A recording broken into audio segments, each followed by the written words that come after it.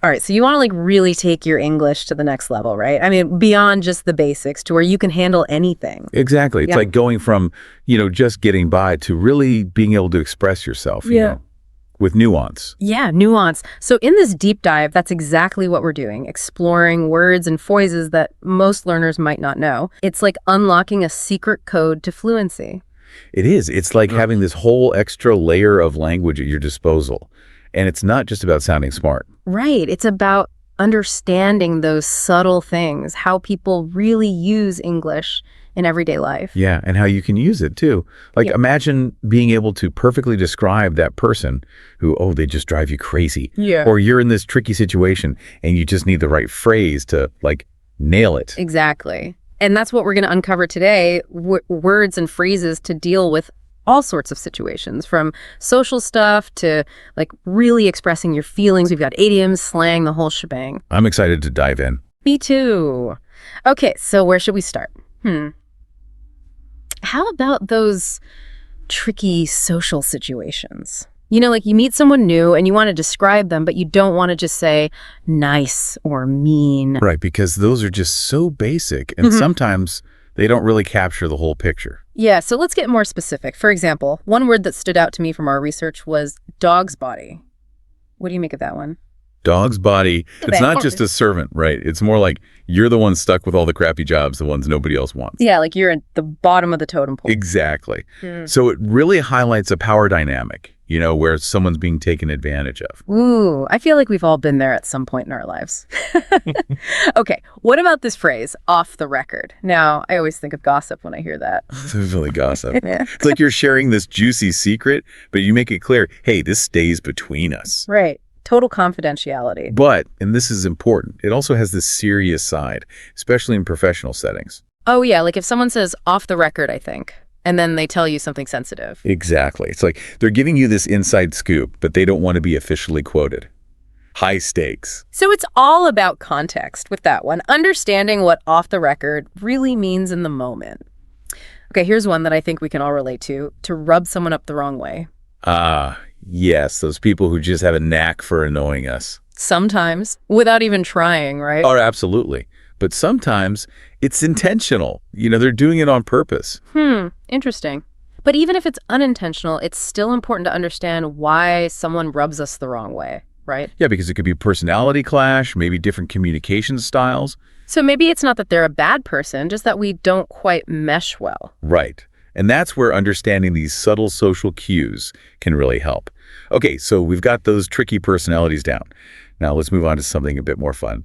Idioms. Oh yeah, I love idioms. They're like little puzzles that paint these vivid pictures. Exactly. And they add so much color to your language, making it more interesting and engaging. All right, so let's crack open one of these puzzles. What about clutching at straws? It sounds kind of desperate, doesn't it? Yeah, it does. Think about it like this. You're in a really tough situation. You've tried everything, and now you're just grabbing at anything, even if it's a long shot. Like applying for jobs you're totally unqualified for, or trying to fix a relationship that's clearly over. Exactly. Clutching at straws. It's that last-ditch effort when all else has failed. And we've all been there at some point, right? Yeah, totally. It's a universal human experience. Okay, here's another one making a mockery of.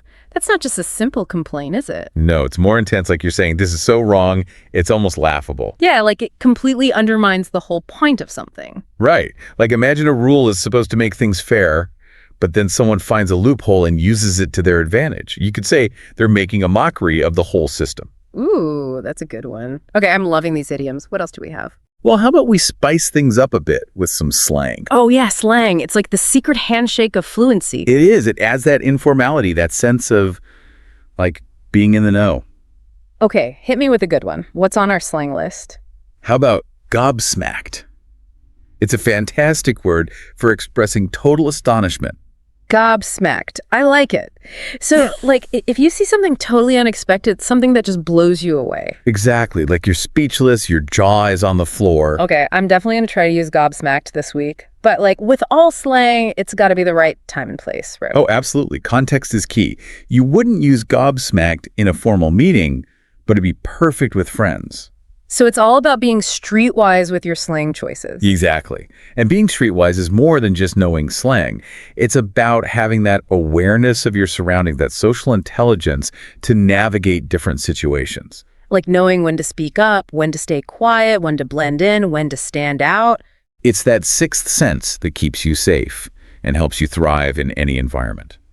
Okay, so we've covered some social situations, delved into idioms, and even dipped our toes into the slang pool. I feel like my English brain is getting a serious workout. What else is on our vocabulary adventure today? Well, we've only just scratched the surface. There's a whole world of nuanced words waiting to be explored, from describing those tricky in-between feelings to uncovering the power dynamics hidden within everyday language. Ooh, that sounds intriguing. I can't wait to delve into that. But for now, let's pause here and let all this awesome vocabulary sink in. We'll be back soon to continue our deep dive into advanced everyday English. See you soon. Welcome back. I'm really enjoying this, just diving into these words and phrases that we use all the time but don't always think about deeply. Me too. It's amazing how many layers of meaning there are to uncover, even in those seemingly simple, everyday words.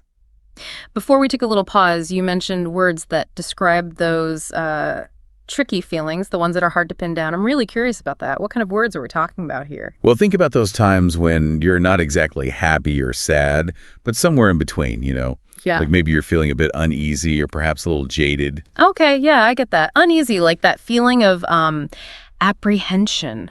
Not quite fear, but not exactly comfortable either. Exactly. One of our sources describes uneasy as a feeling of being unsure, fearful, or anxious. They even give this example of someone feeling uneasy about hiring a new employee because they came across as a bit cocky in the interview. Yeah, that makes sense. Like you have this gut feeling that something's not quite right, but you can't put your finger on it. And that's why it's so important to pay attention to those subtle feelings, those uneasy vibes, because they can often be warning signs. What about jaded? Does that word resonate with you at all? Jaded? It's like when you've seen it all before, nothing really excites you anymore. Yeah, that's a great way to put it. Like you're tired, almost cynical because you've been disappointed too many times. One of our sources talks about feeling jaded from having to catch up on a backlog of paperwork. We've all been there, right? Oh, absolutely. That feeling of just being drained and unmotivated, like what's the point? Exactly.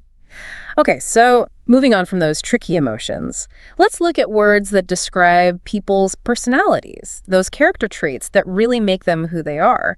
One word that jumped out at me from our research was pompous. Ooh, pompous. Not a very flattering word, is it? Definitely not. It's like that person who thinks they're so much better than everyone else. Yeah, and they love to show off their supposed superiority, right? Like using big words just to sound intelligent, even if it confuses everyone else. Oh, yeah, that's the worst. One of our sources even calls a politician a pompous fool for giving this long-winded speech about overseas trade. Wow, that's a pretty strong opinion.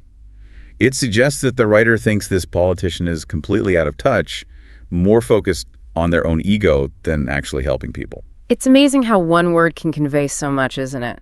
Okay, how about cocky? Is that similar to pompous? Cocky is definitely in the same family as pompous, but it has a slightly different vibe. It's more about that unfounded confidence, that swaggering, know-it-all attitude that can be really annoying. Like that person who walks into a room like they own the place, even though they haven't really earned it. Exactly. And, one of our sources mentioned someone coming across as cocky in a job interview, which actually made the interviewer uneasy. What do you think that is? I mean, isn't confidence a good thing? It is, but there's a fine line between confidence and cockiness. Cockiness can be a sign of insecurity, like you're trying too hard to impress. And it can also make people question your ability to work well in a team. So it's all about balance, finding that sweet spot between being confident and being humble. Okay, for a more positive trait, let's talk about streetwise. Ah, streetwise. Now that's a good one. It suggests someone who's savvy, aware of their surroundings, and able to navigate tricky situations, especially in a city environment. Like they've got that sixth sense for trouble. They can spot a scam a mile away. Exactly. One of our sources describes someone as being streetwise because they know how to handle troublemakers on their way home. It's about having that instinct for self-preservation, that ability to read people and situations. It's like having that inner radar that helps you avoid danger and make smart choices. Precisely. Okay, let's jump back into the world of idioms for a bit. What about to make a mockery of, We touched on this one earlier, but I think it deserves a little more attention. Yeah, it's a really powerful phrase, isn't it? It's not just about poking fun at something. It's more about expressing outrage. Like you're saying, this is so wrong, it's almost absurd. Right, like when something is supposed to be serious or important, but it's been completely undermined or devalued. One of our sources uses this idiom to describe how a legal loophole completely makes a mockery of the justice system. Exactly. It highlights how something that's supposed to uphold fairness and justice has been twisted and manipulated for personal gain. Okay, let's switch gears a bit and look for an idiom that captures a feeling of accomplishment, that sense of satisfaction when your efforts pay off. How about to reap the rewards? Hmm. It perfectly captures that feeling of, like, enjoying the benefits of all your hard work. Oh, I like that. It's like planting a seed, nurturing it, and then finally getting to harvest the fruits of your labor. Exactly. One of our sources uses this idiom to describe how England would reap the rewards if they won the World Cup. Imagine that collective joy and national pride. It's a beautiful image, isn't it? Okay, before we move on to our next theme, I want to circle back to something we've touched on a few times already, the importance of context in language. Oh, absolutely. Context is everything. It's like the key to unlocking the true meaning of words and phrases. One of our sources gives the example of the phrase off the record. We all know it from gossip, but it can have a totally different meaning in a professional setting, right? Yeah. Like imagine you're a journalist interviewing a politician and they say, off the record, I can tell you. That's a completely different ballgame than gossiping with your friends. Right. So we have to be really careful about how we interpret language, paying attention to the subtle cues and the unspoken rules of the situation. Exactly. It's not just about the words themselves. It's about understanding the intentions behind them. Okay. Are you ready to explore our next theme? Oh, yeah. Hit me with it. What's next on our language adventure? Well, our next theme dives into the world of authority, influence, and control, exploring those subtle power dynamics that shape our interactions. We'll be looking at words like undermine, back down, and bluff, those moments when people are vying for power or trying to assert their dominance. Ooh, this sounds juicy. I can't wait to unpack those power plays. Me too. It's going to be a fascinating exploration of how language can be used to manipulate, persuade, and ultimately control the narrative. I'm ready to see how these words play out in real-life situations. Well, let's dive right in.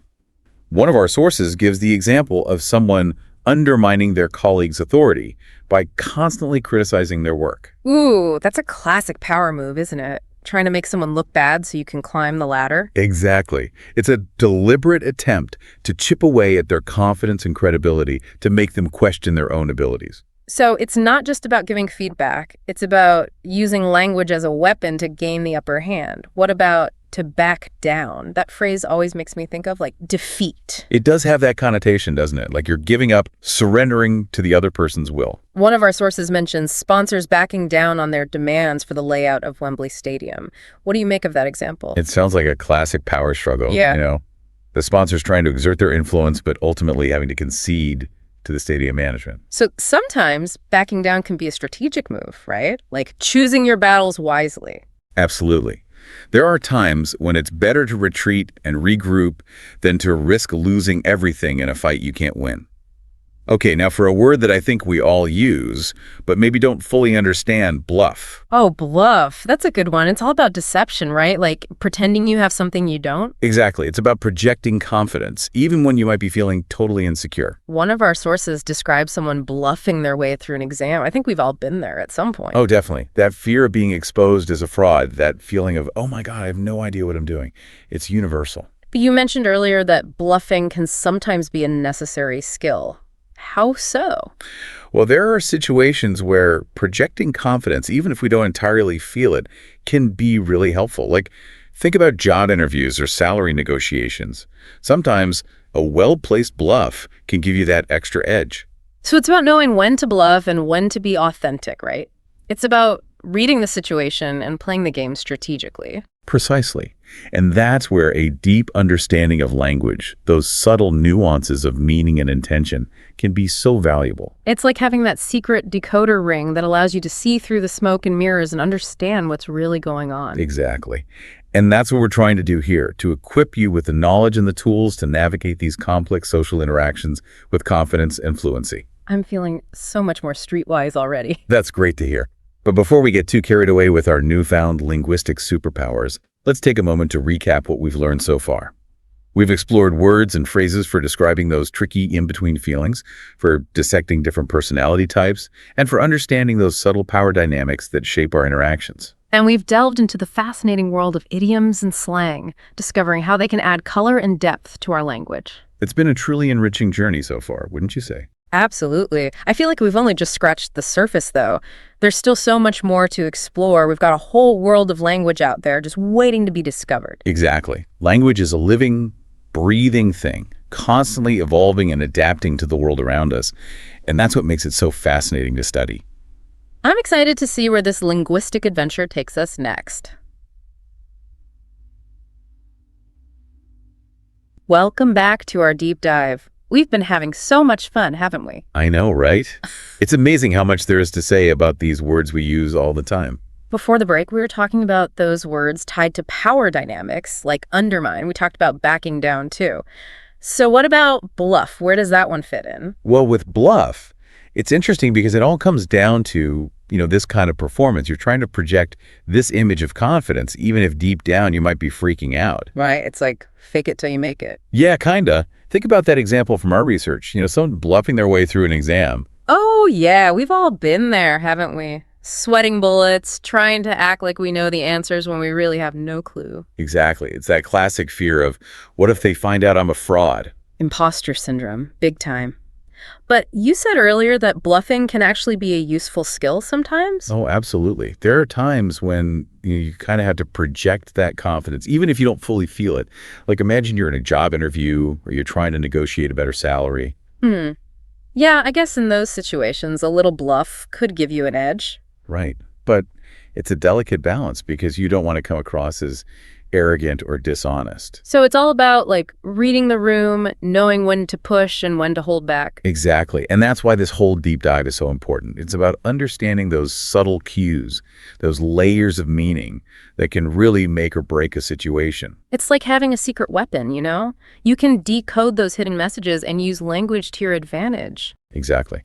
And as we've talked about, it's all about context. The same word can have totally different meanings depending on the situation, who you're talking to, even their tone of voice or body language. It's a reminder that language is never static, right? It's always changing, evolving, new words pop up, old words take on new meanings. It's kind of wild when you think about it. It really is. And that's what keeps it so interesting. There's always something new to learn, some new way to express ourselves. I feel like I've learned so much already from this deep dive. I mean, just thinking about all the words we've talked about, from describing feelings and personalities to navigating those power dynamics. It's a lot. It is. But hopefully it's also been really fun and engaging. Oh, definitely. So before we wrap up, any last bits of wisdom you want to share with our listeners who are, really keen to level up their English? Well, I'd say the most important thing is to stay curious. Pay attention to how people use language around you. Don't be afraid to ask questions if you hear a word you don't know. And most importantly, have fun with it. I love that. It's all about playing with language, experimenting, and seeing what happens. Well, that brings us to the end of our deep dive into advanced everyday English. Thanks for joining us. It's been a pleasure. Now, before you go, I have a little challenge for you. Pick one word or phrase we talked about today and try to use it in a conversation this week. You might be surprised at how it changes things, how it helps you connect with people on a deeper level.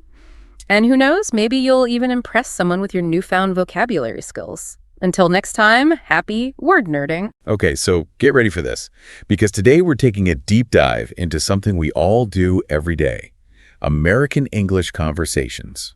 You'd think it would be pretty simple by now, right? Exactly. I mean, we do it all the time. But our source material this time, it's actually a U.S. Department of State publication, and it was designed to help people learning English. Oh, interesting. And going through it, I realized it's kind of like having a cheat sheet for all those little cues and expressions we use in conversations without even thinking. That's so true. We often take our native language for granted, don't we? We do. But when you actually stop and think about it, there's this whole world of cultural nuances that really affect how we talk to each other. Absolutely. So let's start with the basics.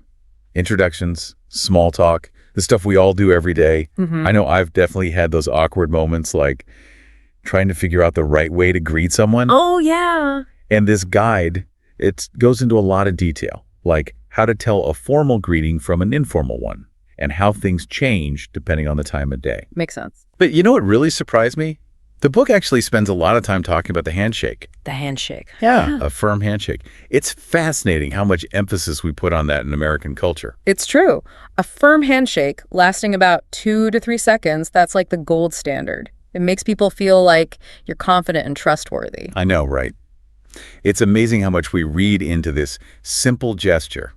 It's almost like a nonverbal contract, establishing a connection. I like that, a nonverbal contract. But you know what? I'm starting to think maybe I've been misjudging people all these years based on their handshakes. Well, it's certainly something to be aware of, but remember, different cultures have different norms. That's a good point. So, okay, we've covered the handshake, but here's another little detail that I found fascinating. Remember, this guide's for English language learners. Right. And they point out that when Americans say, "and you," in a casual greeting, they usually use a rising intonation. Oh, that's interesting. Yeah, like, "How are you?" "And you." Like that. And it's not just about being polite, apparently. That rising intonation. It actually shows that you're genuinely interested in what the other person has to say. Oh, I see. It's those little vocal cues that often convey more meaning than the words themselves. Exactly. And it made me realize, wow, there's so much we communicate without even realizing it. Just by changing the way we say something, we can make a huge difference in how we connect with others. It's like we're fine-tuning our communication to create a more authentic connection. That's a great way to put it. All right, so we've tackled the initial handshake and the subtle art of "and you." But let's say you're brand new in town and you need to ask for directions. Okay. Yeah. Now, what I found interesting in this section is how Americans tend to phrase those requests. Yeah. Like instead of just saying, "tell me how to get to," Right. they'll often soften it by adding "could you" at the beginning. Could you tell me how to get to? Yeah. Exactly. And it's a way of being polite, showing that you respect the other person's time and knowledge. You're not just demanding information. You're asking for help. Exactly. And there's this emphasis on empathy, too. The guide gives this example. Imagine someone new in town, totally lost, asking for directions. I can picture it.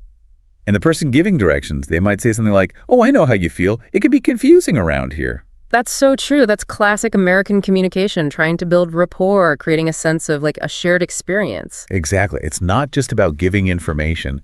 It's about connecting on a human level, too. Yeah, really, when you think about it, that's the essence of good communication, isn't it? Absolutely. Those little cues like using "could you" and expressing empathy, they make all the difference. You know what else is all about connecting? Ordering food. I'm always fascinated by how we try to be polite, but also efficient, especially when it's busy. Oh, yeah, it's a delicate balance. You don't want to hold things up, but you also don't want to sound rude. Right. And the guide actually talks about this, how American waiters often use phrases like, "Can I start you off with something to drink?" Or, "Are you ready to order, or do you need a few minutes?" They're trying to keep things moving, but also giving you space to decide. Exactly. And something I noticed, they often use "can" instead of "may I," which seems a bit more casual but still polite.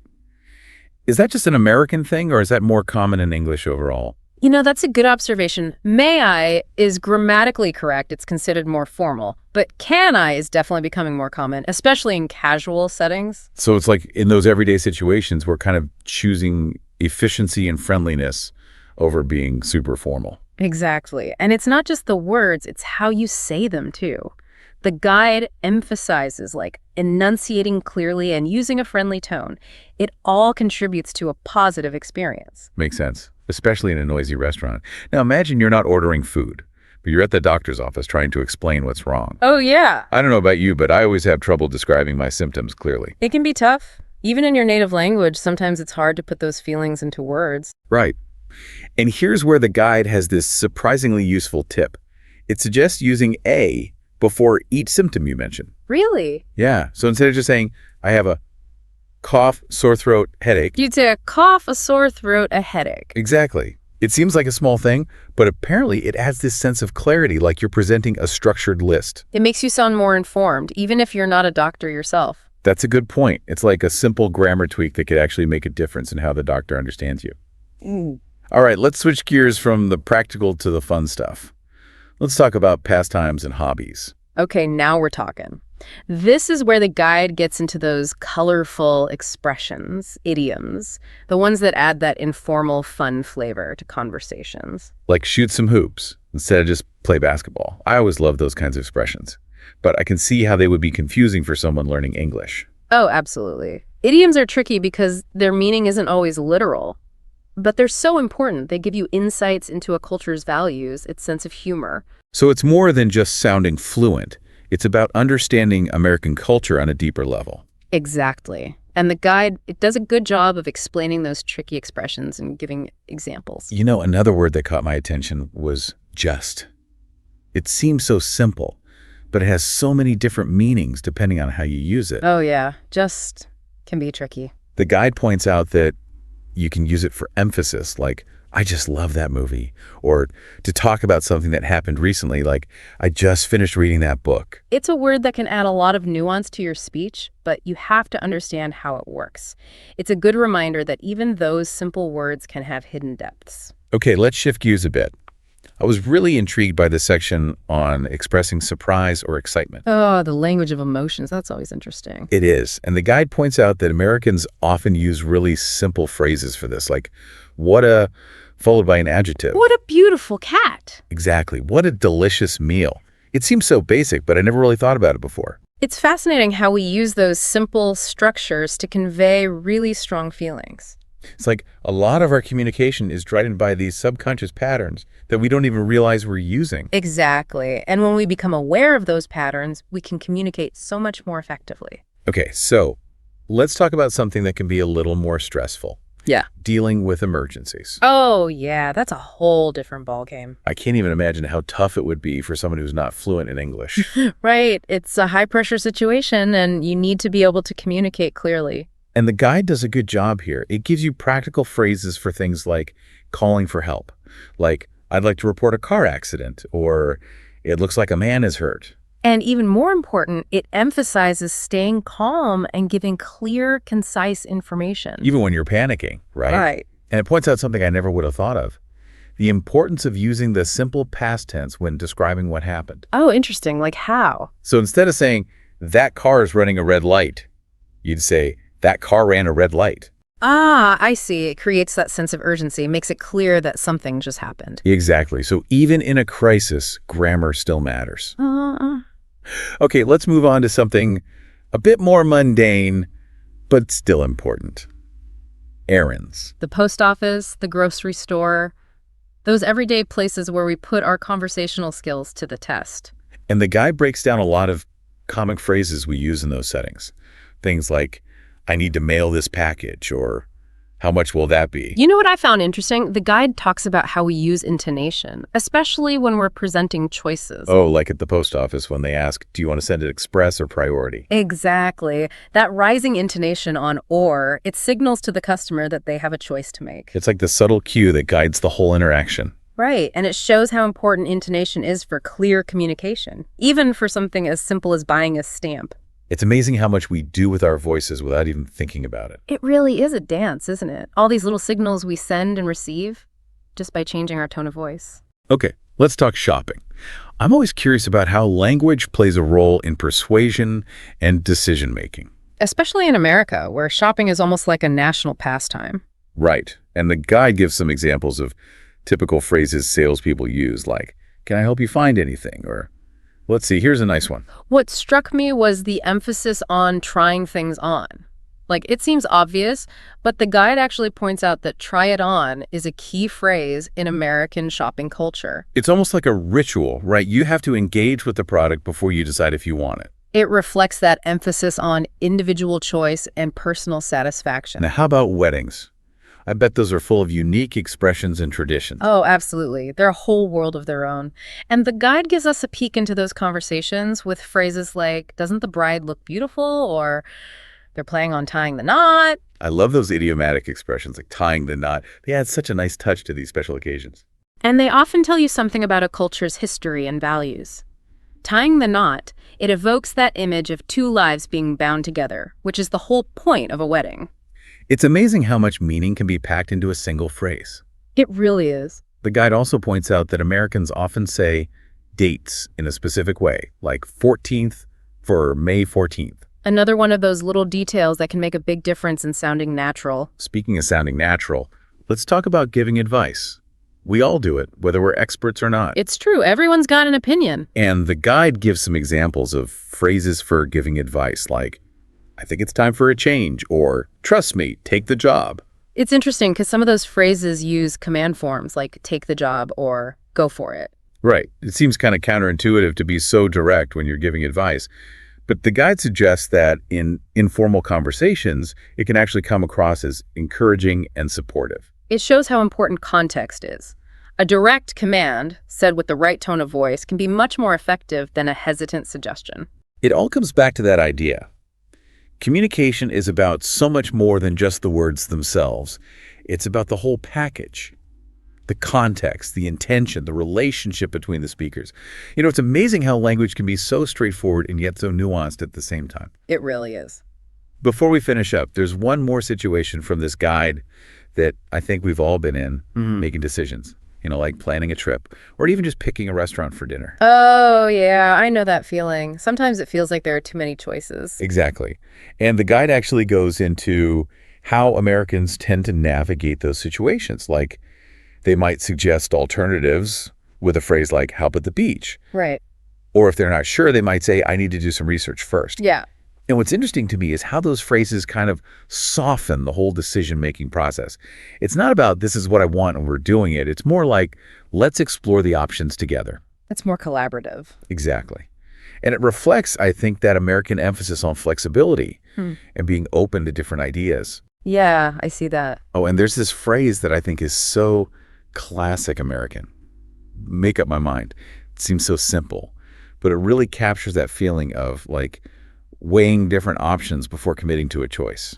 It's like we're acknowledging that internal struggle. Yeah, exactly. And it reflects that idea of individual autonomy. You have the freedom to change your mind. Right. Okay, let's talk transportation. The guide gives a bunch of examples of phrases people use when they're talking about getting around. Things like, let's take the bus, or it's impossible to find a taxi during rush hour. Oh, yeah, rush hour is a nightmare. I know. And what's funny is the guide even captures that feeling of just missing the bus. That, oh no, we just missed it. I can totally picture that. It's like those little moments of everyday frustration that connect us all. Yeah, exactly. Okay, we can't forget about technology. Specifically, those moments when our phones just don't cooperate. Uh-oh, the bane of modern existence. The guide has a whole section on dealing with tech troubles, with phrases like, the phone is cutting out, or that classic, can you hear me now? Oh, yeah, that one's a classic. It also emphasizes how important it is to speak clearly, especially when you're on the phone, and to ask for repetition if you need it. That makes sense. And I love how the guide gives you different ways to ask someone to repeat themselves. It's not just, can you say that again, over and over. You can say, did you say to pick up ink? Or, could you repeat that, please? Those little variations make you sound more natural and less robotic. Exactly. It's about being aware of those communication breakdowns and working together to make sure the message gets through. That's a really important point. And it brings us back to what we've been talking about this whole time. Language is so much bigger than just words on a page. It's about connecting with another human being, understanding their perspective, and navigating all the little complexities that come with that. You said it perfectly. We've been looking at these everyday conversations, and we've uncovered so many subtle cues and expressions that shape how Americans communicate. And it's those little details that can make a huge difference, not just in understanding the language, but in understanding the culture, too. So to our listener, as you continue on your journey of learning and mastering American English, keep in mind that this deep dive has just scratched the surface. Keep practicing, stay curious, and don't be afraid to embrace those little nuances that make this language so rich and rewarding. You never know what linguistic adventures are waiting for you out there.